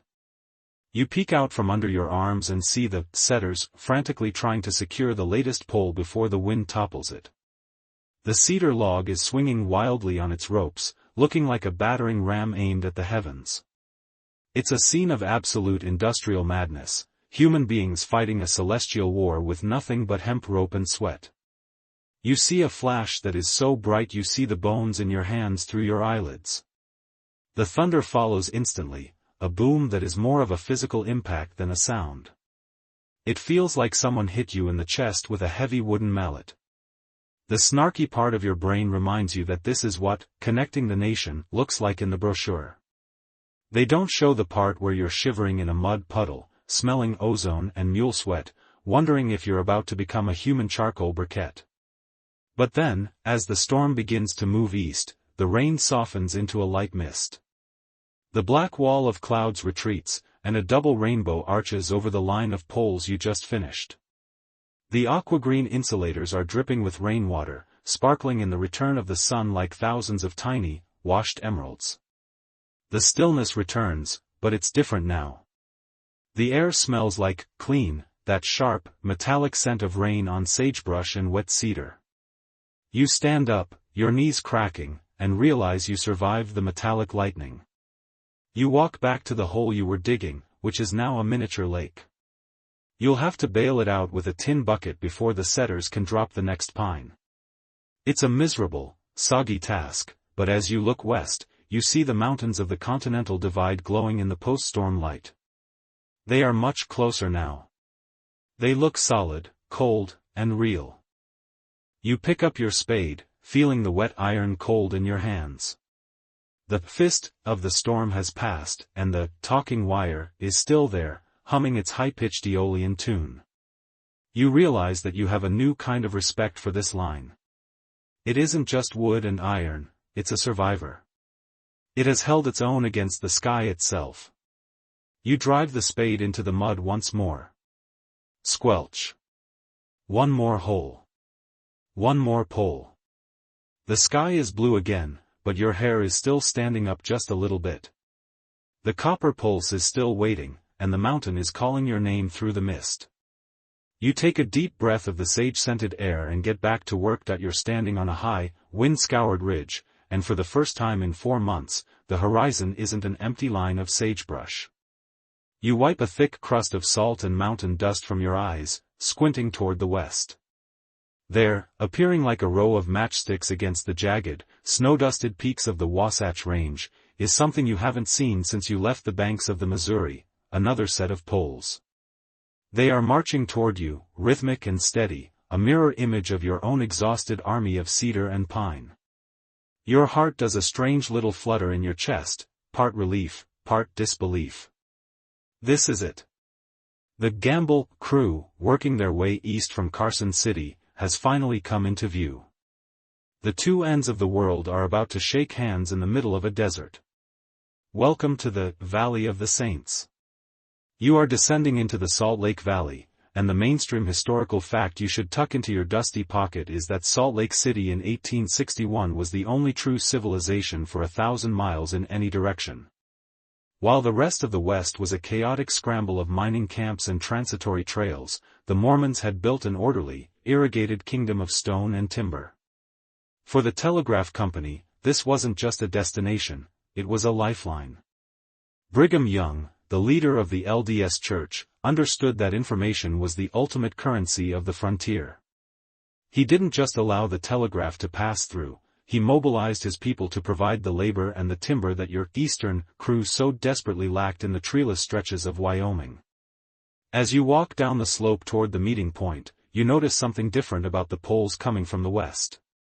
They are made of redwood and sturdy Sierra Nevada pine, looking darker and more substantial than your scavenged cottonwood and wagon parts. This brings us to a niche, slightly quirky fact about the telegraph toll. While Brigham Young was a vocal supporter of the project, he was also a very shrewd businessman. He negotiated a deal where his Deseret Telegraph would eventually branch off from the main line, but in the meantime, he charged the Western telegraph companies for every single tree cut on Mormon territory. You are essentially walking past a forest that has been meticulously invoiced. Every pole set in this valley was a transaction, proving that even in the wild frontier, the most powerful force isn't lightning, it's bookkeeping. The two crews meet in a dusty plaza on the edge of the city. You look at the Western team, and they look exactly like you, skin the color of old leather, eyes bloodshot from the alkaline glare, and hands that look like they've been replaced by iron claws. There isn't a grand celebration, no brass bands, no fireworks. Just a group of tired men staring at each other across 30 yards of empty grass. This brings us to a point of intense academic controversy that keeps historians arguing in their mahogany-paneled libraries, the California Gold versus Union News debate. Most textbooks will tell you the telegraph was built to send news of the Civil War to the Pacific. But some scholars argue that the real reason for the frantic, suicidal pace of the construction was the gold. They suggest that the Union was terrified that if the telegraph wasn't finished by winter, the gold shipments from the West would be accidentally diverted by Confederate sympathizers. Academic historians are still debating this, often wondering if the wire was a tool of democracy or a high-speed vacuum for the federal treasury. Was the telegraph a nervous system for a nation, or just a very long receipt for a mountain of bullion? Looking at the Western crew's heavy guard of armed scouts, you suspect the gold had a lot to do with it. The snarky part of your brain wants to point out that you've just walked 1,200 miles to meet a guy who looks just as miserable as you do. You've survived bison, metallic lightning, and maggoty hardtack, only to arrive in a city where everyone looks much cleaner than you. You feel like a ghost haunting a Sunday picnic. But then, you see the connection wagon. It's a specialized vehicle where the two main lines will finally be joined. The air in the valley is still, the sun setting behind the Great Salt Lake and turning the water into a sheet of hammered silver. Here is a slightly weird fact about your arrival in Salt Lake City: the telegraph didn't just bring news, it brought time. Before the wire arrived, every town in the West kept its own time based on the position of the sun. Salt Lake time was different from San Francisco time, which was different from Omaha time. The telegraph required a standard clock to synchronize the signals. You realize that by planting these poles, you haven't just conquered distance, you've murdered the local afternoon. You are bringing a world where everyone has to be on the same minute, whether they like it or not. You grab your tamping bar for one of the last times. You're helping set the Brigham pole, the ceremonial connection point. The ground here is rich and well-watered, making the digging surprisingly easy. It feels like the earth has finally given up its fight. You guide the western pine into the hole, and as the base hits the bottom, a cheer finally breaks out among the men. It's a hoarse, dusty sound, more of a collective sigh of relief than a shout of triumph. The wire teams move in. You watch as the western wire and the eastern wire are brought together. They don't look like much, just two strands of gray iron, but when the operator performs that Western Union splice we talked about in Section 5, you feel a physical jolt in the air. For the first time in human history, a thought can travel from New York to San Francisco in less time than it takes you to blink. The silence of the Great Basin has been officially punctured by a binary heart. The snarky part of your brain reminds you that while the wires are touching, you still have to sleep in a tent tonight. But as you look at the aqua-green glass insulators on the new poles, glowing like emeralds in the twilight, you feel a strange sense of hazo, a sense of balance and completion. You've been the bridge. You've been the muscle that connected the president's voice to the miners' ears. You sit on a stone wall on the edge of the city, watching the lights of Salt Lake flicker on. The wind picks up, caught in the newly joined wire, and the Aeolian hum is louder than ever. It's a deep, resonant chord that vibrates through the stone wall and into your bones.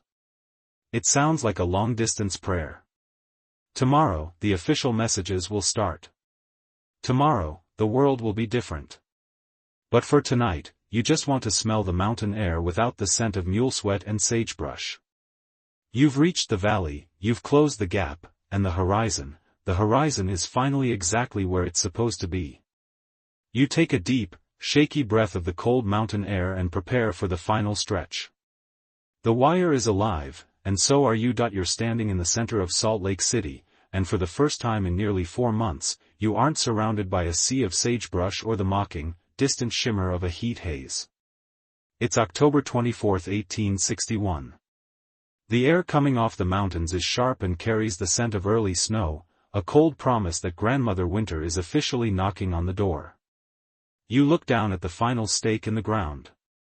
It's just a small wooden peg, no different from the thousands you've passed since Omaha, but today, it looks like the center of the universe.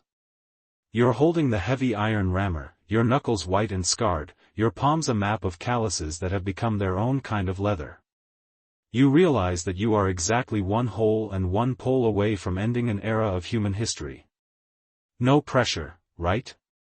Just don't trip over your own feet in front of the local dignitaries. The mainstream historical fact you should wrap your head around as you lift that iron spade for the very last time is the sheer, impossible speed of this achievement. When the project began in July, most of the experts in Washington and New York laughed at Western Union. They predicted it would take years, if it could be done at all, to haul 10 million pounds of equipment across a hostile wilderness. Instead, your crew and the Western team closed the 2,000-mile gap in just over 100 days. You've been part of a literal industrial blitzkrieg. On this day, October 24th, the line is officially completed, and the Pony Express, that iconic, heart-pounding symbol of American grit, is effectively turned into a ghost story overnight. You didn't just build a telegraph, you built the world's first, high-speed, internet, and you did it with mules and salt pork. You drive the spade into the well-watered soil of the valley. Squelch. It's the last time you'll hear that sound for a paycheck. As you dig, you notice a small crowd has gathered. They aren't cheering or throwing a parade, they are mostly just staring at the wire with a look of profound, quiet confusion. This brings us to a niche, slightly eerie fact about the 1860s. Many people on the frontier honestly believed the telegraph was a form of necromancy or supernatural magic. There are accounts of pioneers standing near the poles, pressing their ears to the wood, and claiming they could hear the literal voices of their relatives in the east being whispered through the sap. They didn't understand that the hum was just the wind, they thought the wire was a tube for ghosts. You look at the nearest onlooker, a weathered woman in a sunbonnet, and you realize that to her, you aren't a construction worker. You're a wizard planting a magic beanstalk. You hit the 4-foot mark. You signal the setters, and they bring over the final pole. It's a beautiful piece of cured pine, straight as an arrow and smelling of the high Uintas. As you guide it into the pit, you feel a strange sense of postpartum depression. This pole, #pole 1000 and something, is the end of your purpose. You help the men haul it upright with the ropes, and as it settles into the earth with that familiar, bone-jarring whump, you grab the rammer. Tamp. Tamp. Tamp. You pack the dirt with a rhythmic finality, each strike a period at the end of a very long, very dusty sentence. This brings us to a point of intense academic controversy that keeps telegraph historians and political scientists shouting at each other across dinner tables, the first dispute.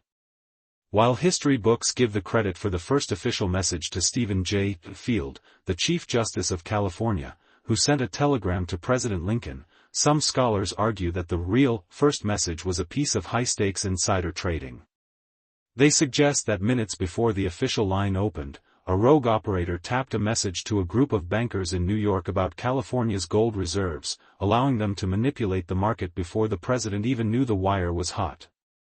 Academic historians are still debating this, often wondering if the Telegraph's first breath was a cry for national unity or a whisper of corporate greed.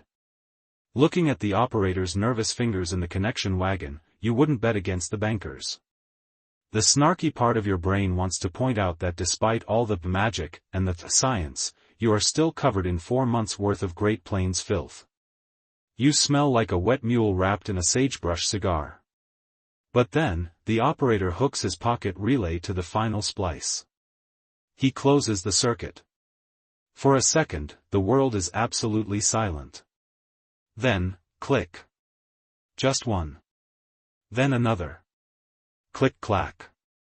Click-clack-clack. It's the Veil Morse code, a language of stuttering sparks. The operator looks up, his face pale in the twilight.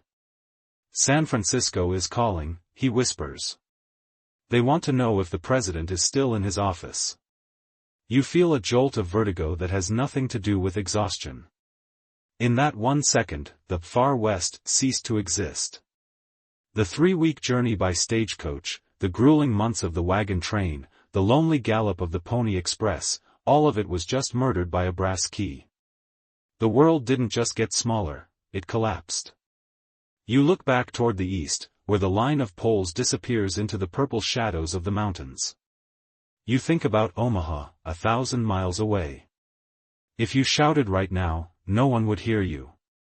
But if you tap that key, a man in New York will jump in his chair before you can take another breath. You've effectively unspooled the fabric of time and space and stitched it back together with a piece of iron wire. Here is a quirky fact about the Telegraph wedding that happened shortly after your work was done. The connection was so revolutionary that people began to use it for things no one had predicted. A couple separated by the Civil War, he in a camp in Virginia, she in a town in California, actually attempted to get married by wire. The chaplain in the East tapped the vows, and the bride in the West tapped, "I do." It sparked a legal nightmare that lasted for years, as judges tried to figure out if a marriage was valid if the couple never actually touched each other.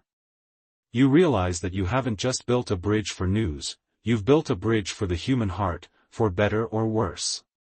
You stand back from the final pole, wiping your hands on your trousers. The foreman hands you a small tin of peaches, the ultimate luxury on the trail, to celebrate. You eat them in silence, the syrup tasting like liquid gold. The crowd has started to disperse, bored by the fact that a miracle looks like a guy in a wagon staring at a piece of paper. They expected sparks and thunder, but instead, they just got clicking. The snarky part of your brain reminds you that in a few days, you'll have to start the long walk back, or maybe you'll take the stagecoach now that you've helped make the world so much more efficient. But as you look at the aqua-green insulators on the Salt Lake pole, glowing like the last embers of a fire in the darkening sky, you feel a deep, grounding sense of hazo. You were the one who dug the hole. You were the one who felt the metallic lightning. You were the one who planted the splinter that connected a continent.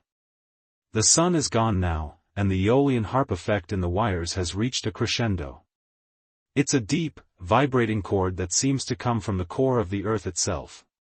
It's the sound of a nation talking to itself across a wilderness. You take a final, shaky breath of the cold mountain air, feeling the vibration in your boots. The job is done. The gap is closed. The copper pulse is beating, and the horizon is no longer a distance, it's just a destination. You turn your back on the final pole and head toward the warmth of the town, leaving the wire to whisper its secrets to the stars. You stand there in the deepening purple of the Utah twilight, your hands shoved deep into the pockets of your worn, canvas trousers. The crowd has finally thinned, the local mayors and bishops heading back to their warm hearths, leaving you and your crew alone with the wood and the wire. You look back toward the east, following the line of pole #1000, and something until it becomes a tiny, dark toothpick on the crest of a hill, and then nothing. Beyond that hill are the thousands of others you planted, the cedar, the redwood, the lodgepole pine, and the desperate wagon axles. They are all standing there in the dark now, a 2,000-mile-long spine that you helped build, vertebra by vertebra, across the ribcage of the continent. The silence is absolute, yet it's the loudest silence you've ever heard. It's an electric silence, the sound of a world that has finally, for the first time, caught its breath. The mainstream historical fact you should carry home with you tonight is the brutal, immediate efficiency of what you just did. The Pony Express, that legendary icon of the American West, survived for exactly 2 days after you tamped the dirt on that final pole. On October 26, 1861, the service was officially terminated. In the time it took for a single rider to gallop from one relay station to the next, his entire profession had been made obsolete. The horses were sold, the riders were sent home, and the talking wire took over. You didn't just build a communication line, you were the one who pulled the curtain on an entire era of human travel. From this moment on, the speed of news was no longer limited by the strength of a horse's heart, but only by the speed of a chemical reaction in a battery jar. You reach out and touch the final pole, feeling the cold, rough grain of the wood. The wire above you is singing its Aeolian song, a low-frequency vibrate and hum that feels like a physical pulse. This brings us to a niche, slightly beautiful fact, the indigenous interpretation of your work. Many of the Shoshone and Paiute people who watched you work began to call the telegraph the singing wire, or the whispering spirit. Because the wind caused the tensioned wires to hum, many believed the poles were actually hollow tubes through which the white man whispered his secrets to his gods in the east. Some tribes even treated the poles with a kind of sacred respect, avoiding touching them for fear of the voices trapped inside. You look at the wire and realize that, in a way, they were right. It is a spirit voice, a weightless ghost of a thought traveling through a metal string. As you begin the slow walk back to your own tent, you find yourself pondering the final point of intense academic controversy that keeps frontier scholars arguing over their research grants, the reliability versus myth debate. While the 1861 telegraph is hailed as a flawless triumph, some modern historians argue that the line was actually a shambles of scrap wood that was almost never fully functional in its first year. They point to records showing that the line was down for maintenance nearly 40% of the time due to snow, bison, and poor construction. Academic historians are still debating this, often wondering if the telegraph's true value was its actual signal or simply the idea that the nation was connected. Did the president actually get his news, or did he just sleep better knowing the wire was there? To you, leaning against the wagon with your aching shoulders, the distinction doesn't matter. You know the wire is hot tonight. The snarky part of your brain can't help but calculate your final pay. You've been paid about $1 a day plus found, which is the fancy 19th century word for maggoty hardtack and sage-scented pork. For that price, you've helped move the world into the future. You've outrun the fastest horses, stared down thunderstorms that could melt iron, and survived water that tasted like a copper mine. It's the ultimate bad deal on paper, but as you look at the stars reflecting in the aqua-green glass of the last insulator, you realize you wouldn't trade the memory for all the gold in California. You are the one who punched the hole in the silence. You are the muscle behind the magic. You climb into your wagon and lie down, but you don't close your eyes just yet. You listen to the sounds of the camp, the braying of a mule, the distant chime of a church bell in Salt Lake City, and that constant, rhythmic hum of the wire. It sounds like a heartbeat. ... You realize that the repetition that almost broke you, the thousands of identical holes and thousands of identical poles, was actually a form of meditation. By doing the same thing over and over, you became a part of the landscape. You are no longer an intruder from Omaha, you are a permanent inhabitant of the Great Plains. Your sweat is in the dirt, and your effort is in the air. You feel the world start to tilt as sleep finally begins its long-awaited arrival. The iron spade, the post-hole digger, the heavy coils of wire, they all feel like they belong to a different person, a ghost from a previous life. The horizon is no longer a mocking enemy, it's just a line where the grass meets the stars. You think about the messages flying over your head right now. Someone is telling their mother they are safe. Someone is telling a general to move his troops. Someone is buying a mountain of gold. All of it is skipping across the poles you planted, moving at the speed of light while you move at the speed of a deep, heavy breath. The night wind picks up, and the singing wire plays a final, low chord that vibrates through the frame of your wagon. It's a soothing sound, a mechanical lullaby for a tired world. You've done your part. You've connected the world. You've survived the nothingness. You take one last, shaky breath of the cold mountain air and close your eyes. The Great Plains are silent now, but the wire is always talking. The snake is satisfied. The pulse is steady. And you, the digger of holes and planter of dreams, are finally, gloriously finished. Now, let the vast, shimmering expanse of the Great Plains begin to soften and fade in your mind. The rhythmic squelch of the spade and the sharp thwack of the axe are becoming distant, gentle echoes, disappearing into the velvet darkness of the prairie night. Imagine the long line of cedar poles stretching out under the starlight, their aquagreen hats glowing with a soft, ethereal light as a warm, heavy blanket of sleep begins to settle over your limbs. The smell of sagebrush and wood smoke is drifting away, replaced by the clean, cool stillness of your own room. You are no longer a laborer in the dust. Your hands are resting now, the phantom weight of the iron tools and the tension of the copper wire finally lifting from your palms. The long, winding path from Omaha to the Valley of the Saints is folding itself up like an old map, tucking itself away into the quiet corners of your memory. The mules are silent, the bison have moved on, and the world is at peace. You are drifting now, floating on a tide of slow, electric pulses, moving slowly toward the edge of a deep and restful sleep. The shadows are long and kind, the air is soft, and the journey is complete. Sleep now, feeling the vibration of history beneath you, and let the silence of the prairie carry you home. The story ends here. Good night.